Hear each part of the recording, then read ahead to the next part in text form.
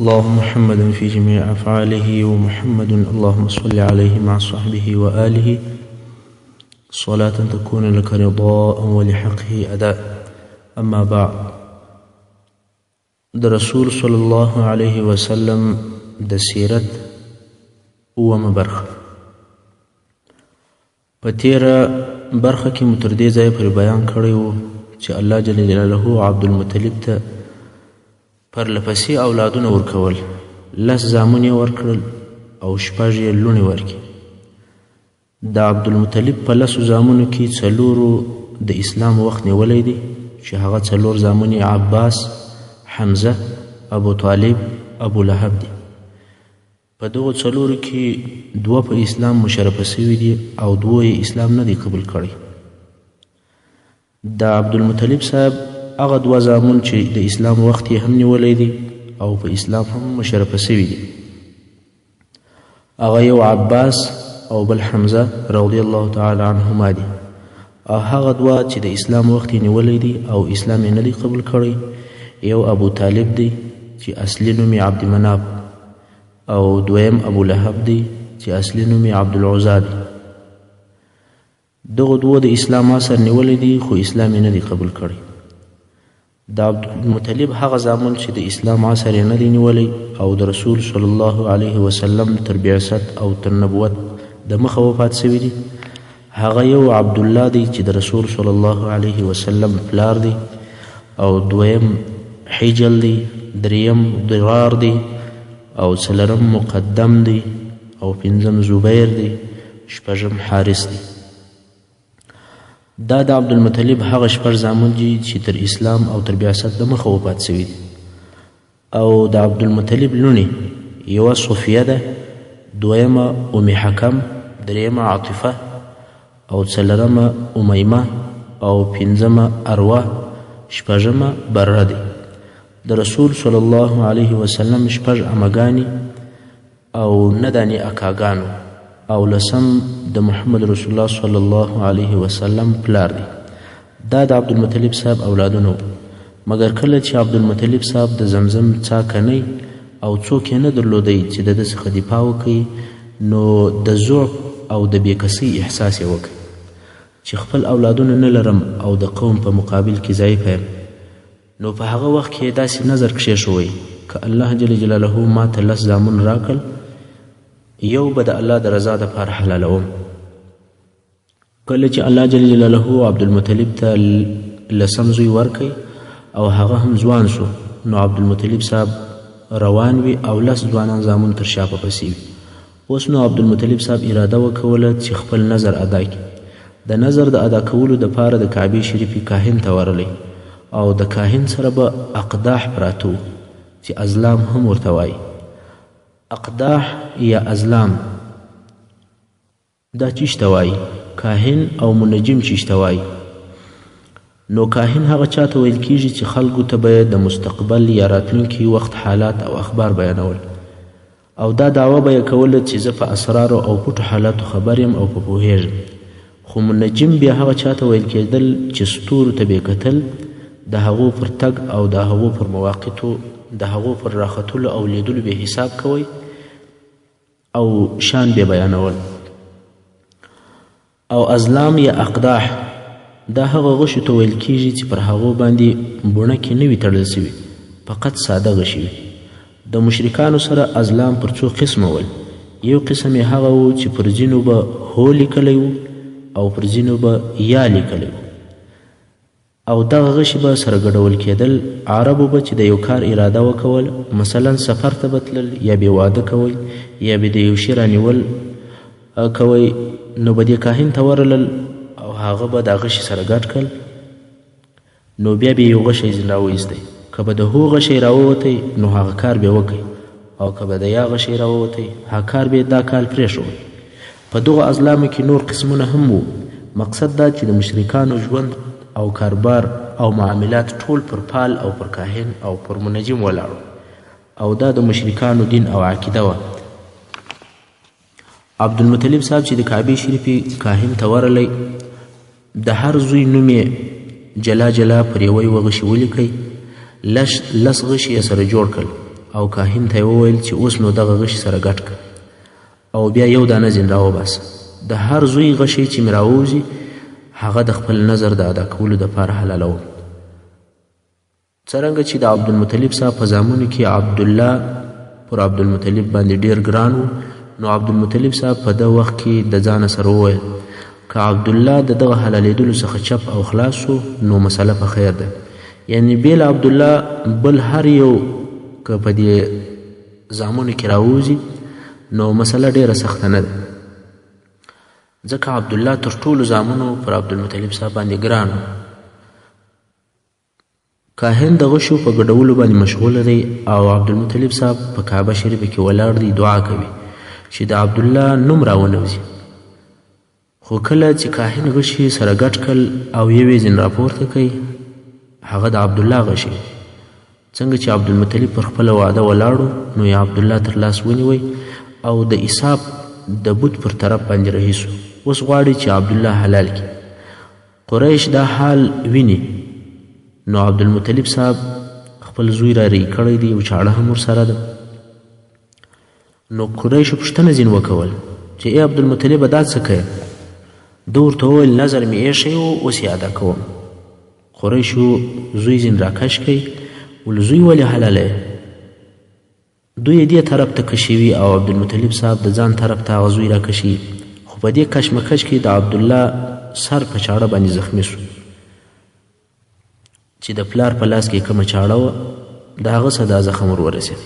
په دې سبب عبدالله ته عبدالله اشج هم ویل کیږي، ځکه اشج په عربي کې هغه چاته ویل کیږي چې سر یې زخمي وي. اوس نو قریش ورته ټینګ دي چې قسم دی که زوی حلال کړي او که تا دا کار وکړي دا به په عربو کې عادت او طریقه جوړه سي. د هر چا که لس زامن پیدا سو یو به حلالوي. هلته نو بیا چې یو زوی حلالیږي هلته په ژوند کې څه خوند او څه مزه پاتې کیږي. عبدالمطلب صاحب د زوی پر حلالولو ټینګ دی او قریش یې منع کوي. په آخر کې عبدالمطلب صاحب وویل چې نو چاره یې څه؟ نظر مې کړی دی بیا خو نظر پاتې شي، نو د دې یو حل به څنګه؟ دوی ورته وویل د کاهنانو سره پوښتنه وکړو. بیا یې هغه د بني سعد کاهن د ځان دپاره اختیار کړي چې پر هغه به فیصله کوو. د دې مشکل د حلولو دپاره د بني سعد و کاهن ته ورلل او دا وار هغه د بني سعد کاهن پر ځای و. دوی د کاهن څخه پوښتنه وکوله چې په دې مسله کې ته څه وایې؟ کاهن وویل ول په تاسې کې د یوه نفر د وژلو دیت چیش دی؟ دوی وویل ولس اوښان دي. کاهن وویل تاسې بیا غشي سره ګډ کړئ او پر یوه غشي د عبدالله نوم ولیکئ، پر بل غشي باندې لس اوښان ولیکئ. که د اوښانو غشی راووتی اوښان به حلال کړئ او که د عبدالله غشی راووتی بیا داسې وکوئ چې لس اوښان نور پر زیات کړئ. بیا غشي سره واچوئ، که هغه د شلو اوښانو طرف راووتی نو خو اوښان به حلال کړي او که د عبدالله خوا راووته بیا پر اوښانو باندې لس نور زیات کړي. تر هغو پورې د اوښان زیاتوي څو چې د اوښانو غشی راوځي او عبدالله د حلالېدلو څخه خلاصیږي. د دوی هم دغه فیصله خوښه سوه او بیرته مکې مکرمې ته رالل. بیا د کعبې شریفې کاهن ته ورلل چې د عبدالله او لس اوښانو په مابین کې غشی سره واچي. د غشو تر ګډېدلو او را ایستلو وروسته د عبدالله غشی راووتی. لس اوښان یې نور پر زیات کړل چې شل اوښان سو او یو عبدالله دی. بیا د عبدالله غشی راووتی. لس اوښان یې نور پر زیات کړل چې دیش سو خو بیا هم د عبدالله غشی راووتی. دغسې لس اوښان پر زیاتوي خو په هره پله کې د عبدالله غشی راوځي څو چې دغه د اوښانو شمیر وسلو ته ورسېدی. چې کله سلو ته ورسېدی اوس چې غشي سره ګډ کړل نو دا وار هغه د اوښانو غشی راووتی. یعنی اوښان باید چې حلال سي او عبدالله خلاص سي. خو عبدالمطلب صاحب ویل ول دا مې نه ده قبوله، بل وار یې بیا سره ګډ کړي. بیا یې غشي سره ګډ کړل بیا د اوښانو غشی راووتی. عبدالمطلب صاحب وویل ول یا درېیم وار یې بیا سره ګډ کړي. اوس غواړي چې په دې کار کې چم او حیله پاته نه سي بلکې خبره ښه تحقیقي معلومه سي. درېیم وار یې بیا غشي سره ګډ کړل، یو طرف ته عبدالله دی او بل طرف ته سل اوښان دي. خو بیا د اوښانو غشی راووتی. عبدالمطلب صاحب هم د عبدالله په عوض او فدیه کې 100 اوښان حلال کړل او د هغو د غوښو د خوړلو څخه او د وړلو څخه هیڅ انسان یا هیڅ حیوان هم نه منع کوي. او رسول صلی الله علیه وسلم مبارک په حدیث کې فرمایي انا ابن الذبیحین، یعنی زه د 2 حلال کړل سو زوی یم چې مقصد یو عبدالله دی یو اسماعیل علیه السلام دی او دوی دواړو ته الله جل جلاله نجات ورکوي. دا د عبدالله د حلالولو قصه وه، خو الله جل جلاله په دې طریقه سره خلاص کړي. د عبدالله ابن عبدالمطلب واده او د محمد صلی الله علیه وسلم مبارک میلاد. اوس نو عبدالله ځوان دی او پلار یې غواړي چې واده وکړي، نو یوه د عزت او د شرف خاونده ښځه چې دا ښځه هم د عبدمناف ابن زهره ابن کلاب د اولادې څخه وه، دا ښځه یې ور وغوښتله او د دې ښځې نوم آمینه بنت وهب وه چې د رسول صلی الله علیه وسلم سره په نسب کې شریکه ده او د اسماعیل علیه السلام د اولادې څخه ده، چې په دې ډول سره نو رسول صلی الله علیه وسلم د مور او پلار د طرفه د دواړو طرفو څخه د ډیر مشرف او معزز نسب خاوند دی. د رسول صلی الله علیه وسلم ماماګان په یثرب کې اوسېدل او امینه هم هلته اوسېده. عبدالمطلب صاحب هلته په یثرب کې د عبدالله واده ور وکړ او بیا مکې مکرمې ته راغلی. په دغه موده کې امینه حامله سوه او د دې تر حمل 2 میاشتې وروسته عبدالله صاحب وفات شو. نو رسول صلی الله علیه وسلم د مخه تر دې چې دنیا ته تشریف راوړي د پلار د طرف څخه یتیم شو. کله چې د محمد صلی الله علیه و آله وسلم د ولادت وخت را نږدې سو، مور یې خوب ولیدی چې د دې یو ماشوم پیدا کیږي او د دغه ماشوم سره به یو نور او یو روښنایي وي او یو ځلا به وي ورسره، چې د مځکې ټول مخ به په دې نور او په رڼا باندې ډک سي او دغه نور تر شامه پورې رسیږي. او دا په دغه خوب کې وایي اعیذه بالله الواحد من شر كل حاسد، یعنی د لره په یو الله سره د هر حسد کوونکي څخه ساتنه غواړم. سره د دې چې دوی مشرکان ول، خو بیا هم دغسې خوب ولیدی چې پناه او ساتنه یوازې په الله سره غواړي. د پیل په کال او د پیل تر واقعي 50 ورځې وروسته د ربیع الاول د میاشتې پر 12مه، بلکې په راجحه روایت د ربیع الاول د میاشتې پر 9مه د دوشنبې په ورځ محمد صلی الله علیه وسلم اشرف المخلوقات رحمت للعالمین دنیا ته تشریف راوړی، چې دغه مبارکه ورځ د میلادي سنې 571 کالو د اپریل د میاشتې شلم یا 22 تاریخ. او دا چې موږ شلم یا 22 وایو، دا د هغه وخت په جنتریو کې فرق و. په یوه جنتري کې به تاریخ 60 و، په بل کې به 22.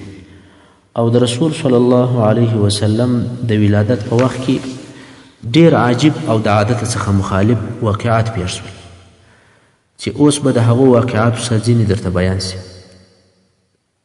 خو دا بیان په دې سبب نه دی چې د رسول صلی الله علیه وسلم شرف او عظمت د دغو واقعو دی، بلکې د رسول صلی الله علیه وسلم کمی علامې او کمی عجیب واقعات چې دلته په ولادت کې پیښ شوي دي، دا ټول د رسول صلی الله علیه وسلم د راتګ زیری او علامې دي او د ده پر لوړ شان باندې دلیل دی. د رسول صلی الله علیه وسلم د حضور شاعر چې هغه حسان ابن ثابت رضی الله تعالی عنه چې د مدینې منورې د انصارو څخه دی، دغه حسان ابن ثابت رضی الله تعالی عنه فرمایي چې زما عمر 7 کاله او په دغه ورځ چې رسول صلی الله علیه و آله وسلم دنیا ته تشریف راوړي، زه په مدینه منوره کې وم، د یهودو په منطقه کې وم. د یهودو یو راهب پر قلا باندې ختلی و او داسې نارې یې وهلې: ای یهودیانو، نن د احمد ستوری ښکاره سوی دی، هغه ستوری ښکاره سوی دی چې نه ښکارېږي مګر د احمد صلی الله علیه و آله وسلم په پیدا کېدلو باندې.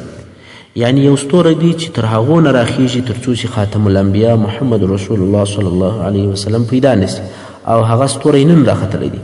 حسان ابن ثابت رضی الله تعالی عنه دا شاهدی ادا کوي چې د دغه خبر په اورېدلو سره د ټول یهود او د یهودو ټوله علاقه خبره سوله او ده هم دغه خبر واورېدی. نو په دې باندې معلومه سوله چې حسان تر رسول صلی الله علیه وسلم 7 کاله مشر دی. د رسول صلی الله علیه و آله وسلم د مبارک میلاد او د زیږېدلو زیری او بشارتو څخه یو دا دی. کله چې د رسول صلی الله علیه و آله وسلم مور مبارکه حامله وه، دغه د حمل موده بې له دردو او بې له تکلیفو څخه وه. که څه هم تاسې معلومه ده چې حمل یا د ښځې دپاره حامله کېدل همیشه د تکلیفو او دردو سره وي، خو د رسول صلی الله علیه و آله وسلم مور د دغه دردو او څخه فارغه وه. د رسول صلی الله علیه وسلم د ولادت د عجایبو څخه یوه هم دا ده، کله چې رسول صلی الله علیه و آله وسلم پیدا سو، پر دواړو لاسو یې تکه کړی و او پر دواړو لاسو باندې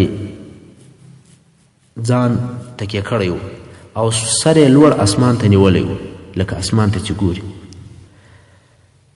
او بله عجبه دا ده چې رسول صلی الله علیه وسلم مختون وزیږېدی، یعنی سنت کړل سوی و، او مسرور وزیږېدی، یعنی نو یې هم پرې سوی. زموږ د ماشومانو خو د مور څه چې وزیږېږي نو بیا یې نور پرېږي او هغه پاته حصه بیا څو ورځې وروسته ځینې ولویشي، خو رسول صلی الله علیه و آله وسلم د دغو شیانو څخه فارغه پیدا سو. کله چې پر عبدالمطلب صاحب باندې د رسول صلی الله علیه وسلم د ولادت زیری وسو، هغه ډیر په خوشحاله سو. کله چې بیا دا حالات هم ورته وویل سول چې مختون او مسرور زیږېدلی دی او پر خپلو لاسو یې تکیه کړی، نو نور هم زیات خوشحاله سو او دا یې وویل چې والله دې زوی لرم یو درجه او مقام سته، څنګه په دغه عجبه طریقه باندې پیدا کیږي؟ دغه زوی مې بې څه نه دی او ډیر خوشحاله سو. او رسول صلی الله علیه وسلم یې په غیږ کې واخیستی، کعبې شریف ته دننه ورلی او هلته یې د رسول صلی الله علیه وسلم پر زیږېدلو د الله شکر ادا کړي. که څه هم تر دغه وخته پورې لا نوم نه دی پرېښول سوی، مګر بیا چې محمد صلی الله علیه وسلم نوم پر کښېښول سو، په دې کې هم یو سر او راز دی. هغه دا دی چې یو وخت عبدالمطلب صاحب شام ته په سفر تللی و. په دې سفر کې یې 3 نفره نور هم ملګري ول او هلته یې د یهودو د یو حبر سره ولیدل. حبر یو لوی عالم ته ویل کیږي. حبر پوښتنه ځینې وکوله چې تاسې د کوم ځای یاست؟ دوی ورته وویل چې موږ د مکې یو. حبر ورته وویل ستاسې په جزیرة العرب کې آخري نبي پیدا کیږي. قصه ډیره اوږده ده، خلاصه دا چې دوی پوښتنه ځینې وکوله چې د دغه نبي نوم به چی شوي؟ هغه حبر ورته وویل چې نوم به محمد صلی الله علیه و آله وسلم دی. تر دغه د مخه په عربو کې د محمد نوم هیڅ چا نه ویښی. که تاسې د عربو ټول تاریخ وګورئ، تر رسول صلی الله علیه وسلم د مخه د هیڅ چا نوم محمد نه دی تیر سوی. کله چې دغه 4 نفره چې یو عبدالمطلب دی او 3 ملګري دي بیرته د شامه څخه رالل، هر یوه دا قصد او اراده درلوده چې که زوی پیدا سو نوم به محمد ږدي. څنګه چې د عبدالمطلب صاحب عمر ډیر زیات او د اولاد امید یې نه، نو د دا نیت وکړي که مې په زامنو کې د هر زوی بل زوی پیدا سو، یعنې زما لمسی پیدا سو، زه به نوم محمد پرېږدم. نو ځکه یې د رسول صلی الله علیه وسلم نوم محمد صلی الله علیه وسلم کښېښود. او هغه 3 نفر چې د عبدالمطلب صاحب سره ملګري وو، هغه دا کسان: اول سلیمان ابن مشاجع، ده د خپل زوی نوم محمد کښېښود چې دا محمد د پرزدق شاعر نیکه دی. 2م نفر احیحب ابن حلاج، ده هم د خپل زوی نوم محمد کښېښود. 3م عمران ابن ربیعه چې ده هم د خپل زوی نوم محمد کښېښود. په ټولو عربو کې دغه 4 نفره د اول وار دپاره په محمد سره مسما سوي دي. دا د رسول صلی الله علیه وسلم د نامسیر او سبب و چې د ده نیکه عبدالمطلب ولي د ده نوم محمد کښېښود. نور هغه حوادث یا علامې چې د رسول صلی الله علیه وسلم د پیدایش په وخت کې پیښ سوي وې، د هغو څه یوه دا ده چې د رسول صلی الله علیه وسلم د ولادت په وخت کې د کسرا قصر او ماڼۍ ورېږدېدله او د کسرا د قصر څخه 14 برجې ونړېدل. همدارنګه د مجوسیانو اور مړ سو او دا در معلومه ده چې د آتش پرستانو اور د همیش دپاره بلیږي، ځکه دوی عبادت کوي او خپل ورور هیڅکله ومړ کېدو ته نه ورپرېږدي. خو د رسول صلی الله علیه وسلم د ولادت پر وخت دغه د مجوسیانو اور مړ شو. د کسرا په قصر کې یو کوچنی دریابچه وه چې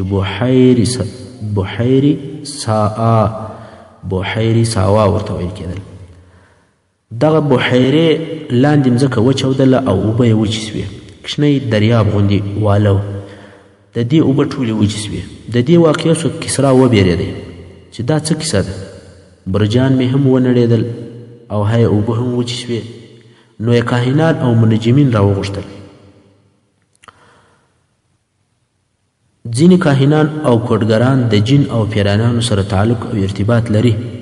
جن هم ځینې اخبار د اسمانه څخه اوریدل او بیا به یې دغه خبرونه کاهنانو ته د دې دپاره وړل چې خلک ګمراه کړي او په فتنو کې واچي. لکه دا خبرې ته چې په سورة جن کې الله عز وجل اشاره کړې ده. اعوذ بالله من الشیطان الرجیم. وَأَنَّا كُنَّا نَقْعُدُ مِنْهَا مَقَاعِدَ لِلسَّمْعِ. الله جل جلاله د پیرانانو دغه خبره موږ ته بیانوي چې دوی به ویل چې موږ پخوا د اسمان و طرف ته پورته کېدلو، د اسمان و طرف ته چې به ورسېدلو هلته به د ناستې په ځایو کې کښېنستلو او خبرونه مو اورېدل. خو د رسول صلی الله علیه وسلم په بعثت سره پر پیرانانو دغه د غوږ نیولو او اورېدلو لار بنده سوه. نو کله چې کسرا د کاهنانو څخه پوښتنه وکوله چې دا څه کیسه ده، ځینو کاهنانو ورته وویل چې دغه واقعات د نبي د ولادت په سبب پیښه سوې ده. کسرا پوښتنه وکوله چې دغه 14 برجه ولې ونړېدل. کاهنانو وویل د دې مقصد دا دی چې د پارس حکومت به 14 باچهان نور هم تیریږي، بیا نو د پارس حکومت زایلیږي. کسرا وویل ول 14 باچهان به نور هم راځي، بیا به د کسرا پاچهي ختمیږي. دا ډیر اوږد وخت دی. نو د ده تر مرګ وروسته د پارس پر حکم باندې مقابله شروع شوه. په 4 کلو کې 10 باچهان رد او بدل شول چې دغه ټوله د پارس د حکم د ځایلیدو علامه ده. د رسول صلی الله علیه وسلم نسب او کورنۍ. نو د رسول صلی الله علیه وسلم نسب یا شجره 3 حصې لري چې اوله حصه تر عدنان پورې رسیږي او پر دغه حصه د سیرت او د انصاب ټول علما اتفاق لري او هغه داسې ده: محمد صلی الله علیه وسلم ابن عبد الله ابن عبد المطلب چې اصلي نوم یې شیبه دی، ابن هاشم چې اصلي نوم یې عامر دی، ابن عبد مناف چې اصلي نوم یې مغیره دی، ابن قصی چې اصلي نوم یې زید دی، ابن کلاب ابن مره ابن کعب ابن لوی ابن غالب ابن فهر. او دغه فهر هغه څوک دی چې قریش لقب دی او د قریشو د قبیلې نسبت هم دته کیږي. بیا نو دغه فهر ابن مالک ابن نضر ابن کنانه ابن خزیمه ابن مدرکه ابن الیاس ابن مغدر ابن نزار ابن معد ابن عدنان. او د رسول صلی الله علیه وسلم د نسب دویمه حصه کم چې تر عدنان لوړه ده او بیا تر ابراهیم علیه السلام پورې رسیږي. په هغه کې اختلاف شته، څوک یې قبلوي او تاییدوي او څوک څه نه کوي او چپ پاتې. خو په دې کې شک نشته چې عدنان د ابراهیم علیه السلام د اولادې څخه دی او د هغه نسب داسې دی: عدنان ابن اد ابن همیسع ابن سلامه ابن عوس ابن بوز ابن قموال ابن ابی ابن عوام ابن ناشد ابن حزاء ابن بلداس ابن يدلاق ابن طابخ ابن جاحم ابن ناحش ابن ماخي ابن عيض ابن عبقر ابن عبيد ابن الدعاء ابن حمدان ابن سنبر ابن يسربي ابن يحزن ابن يلحن ابن أرعوي ابن عيض ابن ديشان ابن عيصر ابن أفناد ابن إيهام ابن مقصر ابن ناحث ابن زارح ابن سماء ابن مزاء ابن عوضة ابن عرام ابن قيدار ابن إسماعيل ابن إبراهيم عليه السلام. د رسول صلی الله علیه وسلم د نسب دریمه حصه چې د ابراهیم علیه السلام څخه لوړه بیا تر آدم علیه السلام پورې رسیږي او دا هغه حصه ده چې بې له شکه ځینې غیر صحیح شیان پکښې داخل سوي دي او هغه داسې ده: ابراهیم ابن تاریح چې نوم یې عزر دی، ابن ناحور ابن ساروع ابن راعو ابن پالخ ابن عابر ابن شالخ ابن ارپخشد ابن سام ابن نوح ابن لامک ابن متوشلخ ابن اخنوخ ویل کیږي چې دغه اخنوخ ادریس علیه السلام دی، ابن یرد ابن مهلائیل ابن قینان ابن آنوشا ابن شیس ابن آدم علیه السلام. د رسول صلی الله علیه وسلم رضاعت او پرورش. اوس به د رسول الله صلی الله علیه وسلم د تیرودلو او د پرورش په باره کې څه معلومات درته بیان سي. هغه داسې کله چې به د قریشو نارینه اولاد پیدا سو، هغه به په مکه مکرمه کې نه لویوي او د دې کار دپاره څو سبب و.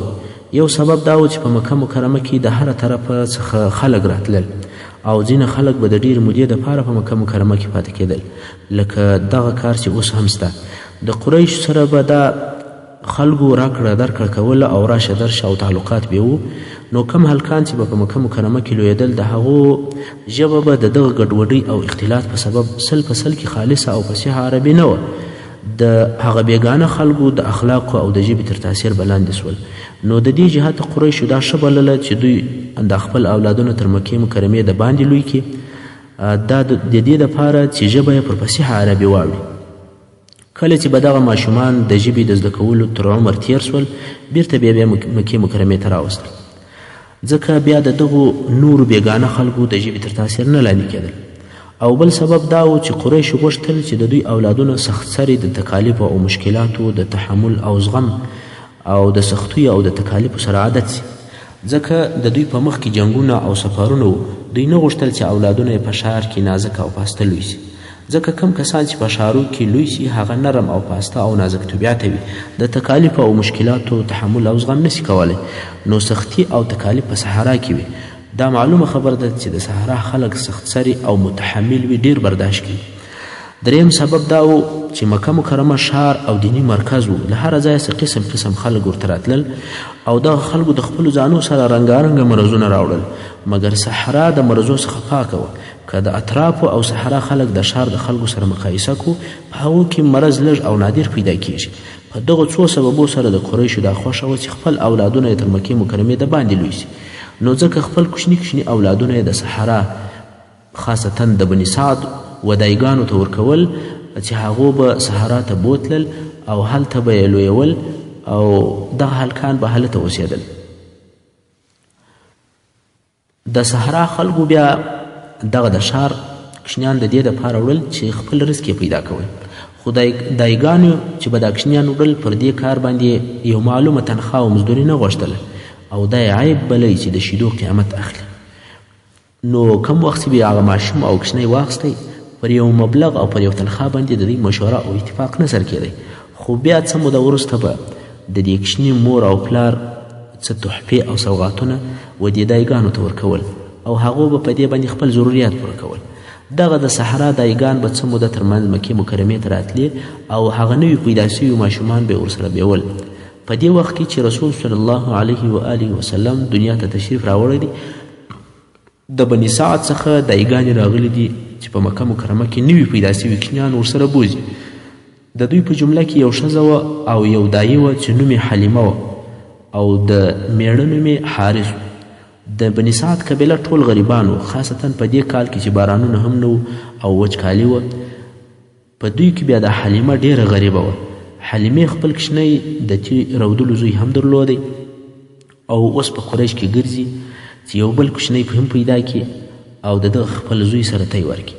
خو حلیمه په خپله وایي چې د ډېرې لوږې او غریبۍ په سبب مې دونه شیدې نه درلودې چې د خپل زوی په موړ کړم، نو دا بل کوچنی به څنګه ورسره موړ کړم.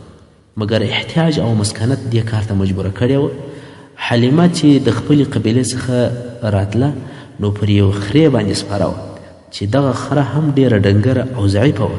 پر لارې به د ډیر ضعف په سبب تر ټولې قافلې وروسته رهي وه.